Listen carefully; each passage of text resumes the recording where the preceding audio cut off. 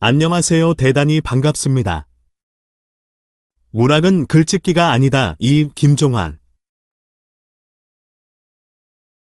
자기 깨짐의 아픔을 겪어보지 못한 자가 어디 작가입니까? 절망해서 몇 번 죽어보지 못한 작가가 어디 작가 있습니까? 그랬더니 모두들 다 죽어보았대. 바보야. 그렇게 죽은 것은 죽은 것도 아냐. 내 눈으로 그게 토룡임을 볼 수 있는 눈을 가졌을 때 비로소 죽은 거지요. 우리가 창작 과정에서 수없이 경험하는 게 이런 것 아닌가요? 분명 용을 그렸는데 나온 것은 토룡뿐. 그렇다면 내가 가슴속에서 키웠던 것이 지렁이에 불과했었구나. 왜 내 가슴 속에는 토룡만 사는 거야? 하며 가슴을 치는 경험이 있어야지요. 자기 실현이란 무엇일까요? 내 가슴 속에 살고 있는 용을 용답게 그리는 것이지요. 그런데 우리의 사고가 명료화되지 못해서 그렇지 사실은 그게 토룡이었던 것이지요. 그 증거를 하나 들어볼까요? 제목 보고 내용 맞추기, 수필이 답찾기 게임인가봐. 그런데 그 답이라는 게 너무나 뻔해. 이 뻔한 말 하려고 그렇게 생폼을 다 잡았나 하는 생각이 들 정도야. 그들이 성공했다는 낯설게 하기에 지날 맞을 가벼움이여. 문제는 그런 사람일수록 오늘에 너무나 만족한 나머지 어떤 변화도 하지 않으려는 것이지요. 그런데 우리의 가슴엔 처음부터 용이 살고 있었을까? 용은 처음부터 용이 아니라 이무기가 변한 것이잖아. 누구나 처음엔 토룡으로 살다가 그게 미꾸라지로 변하고 그게 뱀으로 변하고 이무기로 변하고 드디어 그게 승천하면 용이 되는 것이 아닐까요? 그렇다면 토룡을 용으로 키워내는 것. 그것이 바로 자기 실현입니다. 어떻게 키워? 담론을 통해서. 천문학이란 그런 과정을 통해서 나와요. 젊은 베르테르의 슬픔의 괴테와 파우스트의 괴테는 같은 사람인데도 틀려. 초기의 헤르만 헤세와 유리알류의 헤세는 틀려. 조정래의 태백산맥 한 권과 10권의 차이. 80년대 현대사나 역사철학 등 거대 담론의 발전 없었다면 태백산맥은 그렇게 끝나지 않았을 것입니다. 분명한 것은 작가도 성장해야 한다는 것입니다. 내 생각엔 자기 실현에 가장 적합한 장르가 수필 같습니다. 수필은 미래에 가장 적합한 장르입니다. 요즘은 각 대학마다 문예창작과가 있어 창작을 가르쳐 문예창작과는 그의 신춘에 몇 명을 당선시키느냐에 목숨을 겁니다. 창작의 노하우를 가르친다는 것인데 우리 땐 서라벌 예대라는 게 있었지만 문학을 글쓰는 방법을 배워서 하는 것으로 인식하지 않았어요. 저도 수필 선생인데 동아문화센터에서 수업대 일인데 사람들의 눈초리는 수필 창작 매뉴얼을 공개하라는 것입니다. 그런 게 어디에 있어요? 누구의 문화생이라는 말도 있지만 그것은 흠모한 선생이 있으면 그분께 쓴 작품을 보이는 것이고 그러면 간단한 논평을 듣는 것. 그럴 때 선생은 흠모의 대상이면서 극복의 대상이지요. 바둑에서 이창호가 조은현의 문화생.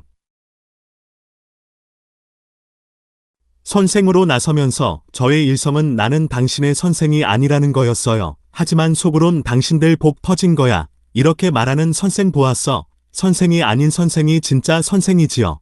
그러면 선생 노릇하는 대신에 내가 할 일은 세상에서 가장 고약한 당신의 독자가 되어주는 것. 전 안 가르쳐요. 왜? 다행히 아는 게 없어서 가르칠 것이 없어.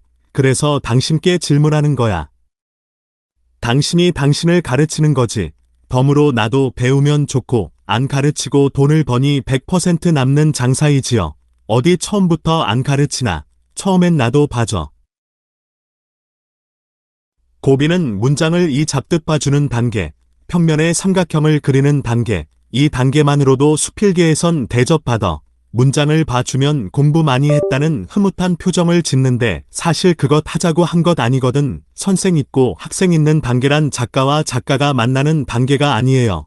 그 단계를 넘으면서부턴 왈 담론의 단계가 펼쳐져요. 글짓기의 단계를 넘어서 문학하는 단계로 접어드는 것이지요. 학생이 선생이 되는 단계, 선생인 나는 공짜로 거저 먹는 단계. 하지만 그런 수업하고 나면 녹초가 되지요. 가장 고약한 친구들, 비밀도 많아. 밀재조창으로 알아. 행여 에세이스트회에서 공부하는 게 소문날까 봐 쉬쉬해요. 날 위해서. 그런데 자기 선생이 무서운 사람이어서 자기가 여기에서 수업하는지 알면 자기 선생이 날 죽인대. 언제 내가 당신 오라고 했어. 찾아온 손님 어쩔 수 없어서 수업에 동참시킨 건데. 그러다 작품 완성되면 발표해서 박수 짝짝짝. 그 사람 속으로 말할 거야. 수강료 냈잖아, 애끼 여보쇼. 그 돈 벌자고 수업한 것 아니지. 당신 속에 잠자고 있는 진정한 작가를 깨워 만나지고 수업한 거잖아. 그런 사람 그 거지근성 버리지 못하면 평생을 해도 작가가 못 돼. 왜 독립적이지 못하고 남의 눈치나 보는 사람이란 아직 노예지, 거지지. 그런 사람은 항상 거기까지. 글짓기 단계에서 머무르고 말아요. 차원의 문제, 평면과 공간, 삼각형과 정사면체. 3차원의 물체가 2차원에 오면 어떻게 보일까? 그림자만 보여. 평면의 삼각형 그리기도 못해. 삼각형을 그리는 것은 글짓기가 된 거야. 이야기 꼴이 갖춰져 있는 차원. 그런데 우리 수필 선생들은 그런 걸 훌륭한 글쓰기라고 해. 예일, 봉선화 의시적 표현. 사물을 빗대서 인간의 심리를 그림. 너무나 익숙한 이야기 아니 줄거리만 있어. 즉 등장인물의 성격이 없어. 다 죽은 거지.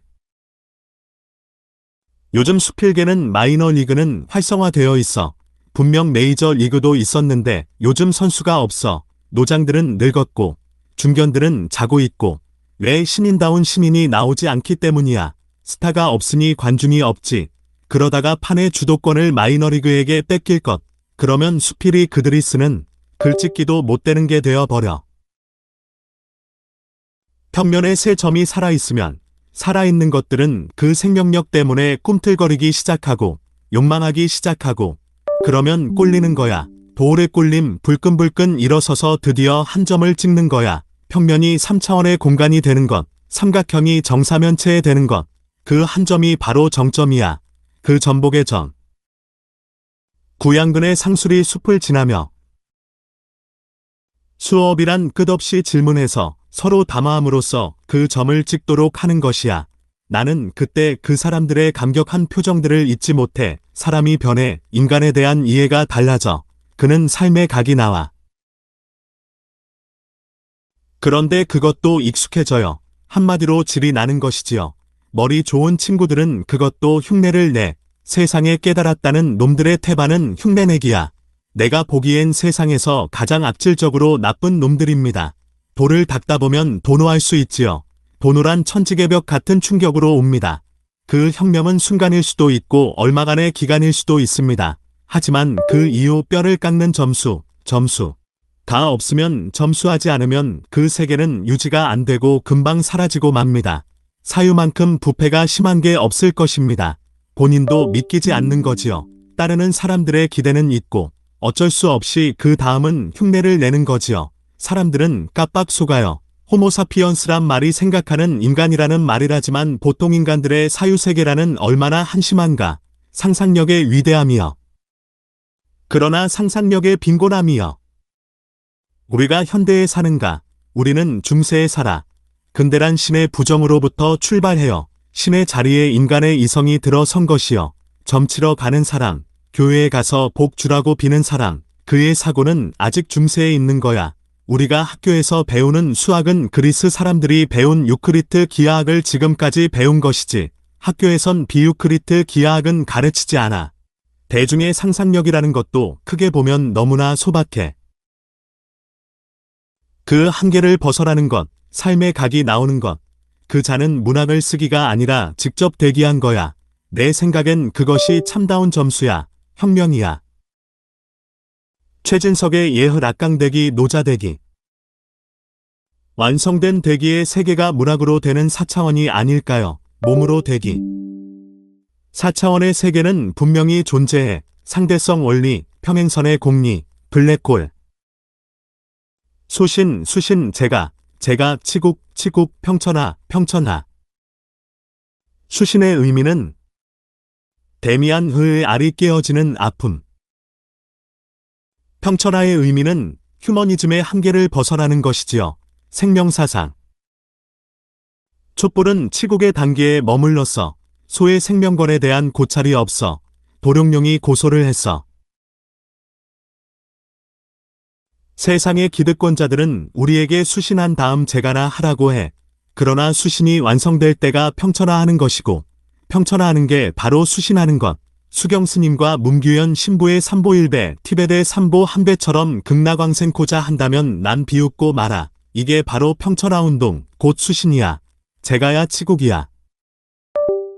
우리는 왜 수필을 쓰는가? 왜 써야만 하는가? 라는 질문에 나름의 답을 찾아보았습니다. 수필에 내가 경험한 것을 쓴다고 할 때, 그 경험에는 내가 느낀 것, 내가 생각한 것까지를 포함한다고 할 때, 수필은 내 과거의 삶을 도막 내 이야기 하기입니다. 삶은 서사가 아닙니다. 시작도 전개도 클라이막스도 대단원도 없는 밋밋한 것이지요. 내가 경험한 걸 쓰면 수필이라고 하더라며 내밀면 안 됩니다. 플로들 짜고. 그런데 왜 이런 번거로운 짓거리를 하는가라는 질문에 나는 나를 찾기 위해서, 나를 실현시키기 위해서라고 했습니다. 구체적으로 말하면 그냥 밋밋하게 살아온 나의 과거의 삶을 조각내서 그 하나하나의 의미를 부여함으로써 나의 삶을 완성 짓는 것입니다. 그런데 의미가 절로 부여돼 똑같은 짓을 또 반복하면 안 돼. 하늘 아래 새 것이 없어. 모든 이야기는 이미 다 해진 이야기야. 그 시대에 맞게 새로운 버전의 글을 쓰는 거야. 그러면 눈을 떠냐 돼. 어떻게 눈을 뜰 것인가? 그 유일한 수단은 담론이라 했습니다. 담론이란 만남입니다. 오늘 한국 수필에 필요한 것은 담론이에요. 그러기 위해서는 서로 만나야 합니다. 수필가들이여. 대구에서 때로 만납시다가 아니고 담론으로의 만남, 만나야 할 사람들이 헐렁한 네트워크를 통해서 사랑으로 뼈 드러날 때까지 토론하는 만남. 한 발 앞서 열기가 힘들지. 일단 열면 따르기는 쉬워요. 나라는 존재가 나 홀로 서 있는 존재가 아니라 관계된 존재라는 면에서 수필의 대상은 무엇인가 등 더 해야 될 말들이 많이 있습니다. 제한된 시간으로 여기에서 끝내고 다음을 기약합시다. 감사합니다.